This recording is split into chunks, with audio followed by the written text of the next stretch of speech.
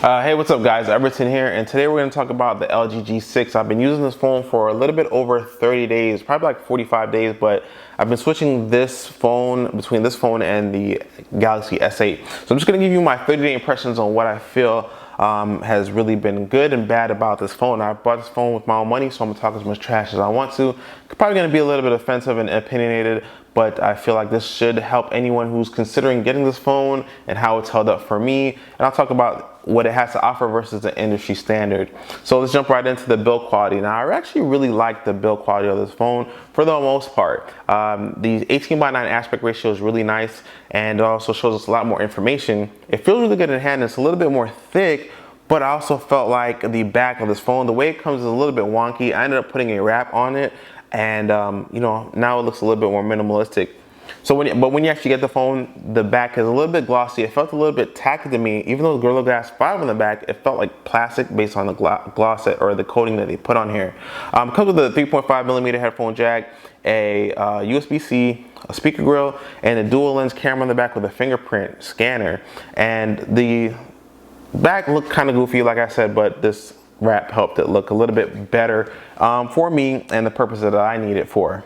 So talking about the 18:9 aspect ratio for a second. So I feel like this is a great aspect ratio. It shows a lot more information, but it doesn't make the phone look weird or anything like that. It is taller than I'm used to seeing it, but LG has cut the bezels on the top and the sides and the bottom to make it feel really more compact than you'd be able to get with some other manufacturers with this screen size. Outdoor visibility for a second. Now, outdoor visibility was, I live in Texas. We have a lot of sunshine, and I found myself tilting the phone a lot of times, so it worried me just to see, things. It wasn't like it was turned invisible, but you're not going to get that poppy, oversaturated, or high, great viewing experience outdoors like you would with something like an AMOLED screen, which is a little bit more saturated, so you can see a lot more information.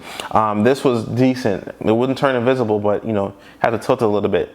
Also, indoors, when you put on automatic brightness, I felt like it was just a little bit, like one notch dimmer than I would like it to be, so I'd have to notch it up and take it off automatic brightness for some reason. And I heard another YouTuber talk about that, so I just want to let you know that it is real. Overall though, the software experience for me, as far as the processing power that it had, things were snappy. The only issue that I really noticed was opening the app drawer for the first time. It would sort of stutter on the regular launcher that came in. But once you get past that, it's pretty fine. I got it home and I was playing with it, and after about 3 hours, I started to regret my purchase decision.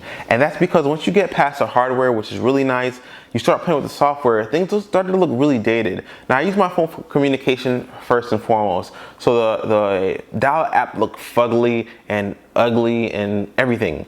The text messaging app looked decent, but decent was decent.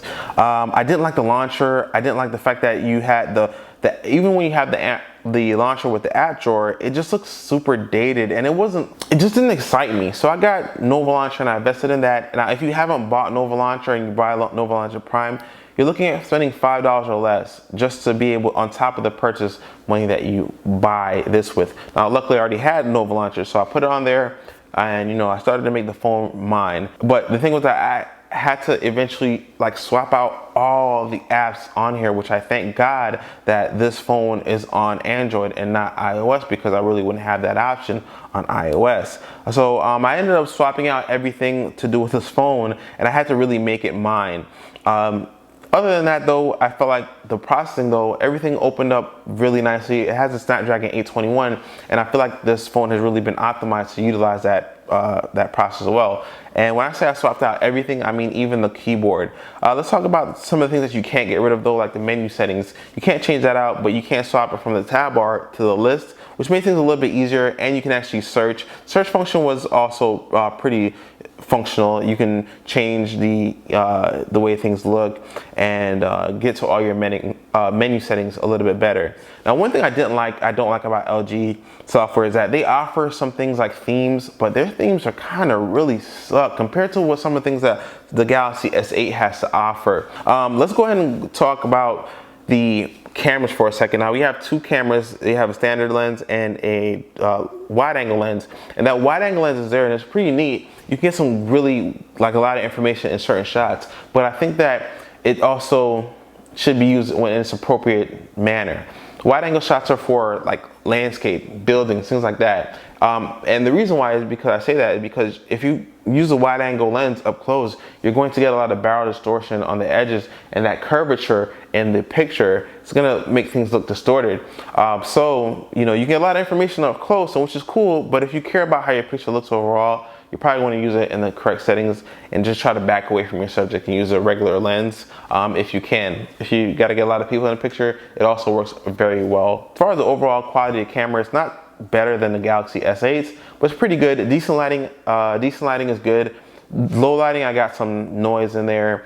Also, I wanted to tell you that like certain things, like it couldn't focus on, like I tried to take a picture of some headphones, couldn't really find its focus. I kept on trying to focus on it. I'll show the picture on the screen, and you know, it just didn't really do too good of a job. So I think that overall the camera is decent. Front facing camera sucks to me. I feel like it's low quality, but it can get the job done, but I really wouldn't try to use it at all. Battery power, let's go ahead and talk about that for a second. Now battery, let me let you know how I use my phone. Navigation to work, I turn the brightness all the way up. I'm using it on level 10, and watching videos, listening to music, communicating with people. If I take my charger out of the phone at 6:30, by 2 p.m. my phone's gonna die. It's because I use it so heavily. I don't play a lot of games, but I do watch YouTube videos, and you know, I use some heavier apps, and I think that the battery, for the way that I use it, which is pretty heavy, I feel like it's pretty decent. It's 3,500 milliamp hour battery. It's fine for me. Also, standby time is pretty fine too. I can use this phone and, you know, it'll probably drain about 2% overnight, 2 to 3%, but overall I actually like it. So do I recommend this device? I actually do. I think that people should give it a try. The only thing is though that I got bored with it really quickly. I felt like this was a device that could have been a lot better if they focused on making things a little bit more cohesive in the software, a little bit more beautiful, with a little bit more functionality.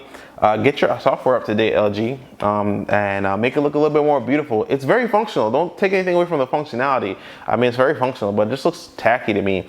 But overall, though, I think it's enough to get the looks and what it has to offer is enough to get somebody to at least be, you know, curious in buying it. So, and also I know that, you know, it has last year's processor, but I haven't had any issues with it. I haven't had to reset the phone or anything to get it to be basically, you know, work fine. So yeah, that's basically been my overview of the LG G6. Hopefully you guys liked it. Let me know if you have any questions. I'll try to, you know, basically comment. And do you think that the LG G6 has any flaws? Is it a good buy? It's going on sale right now. Either way, guys, let me know in the comments. If you like this video, hit that like button. Appreciate your time. I'll holler at you later. Peace.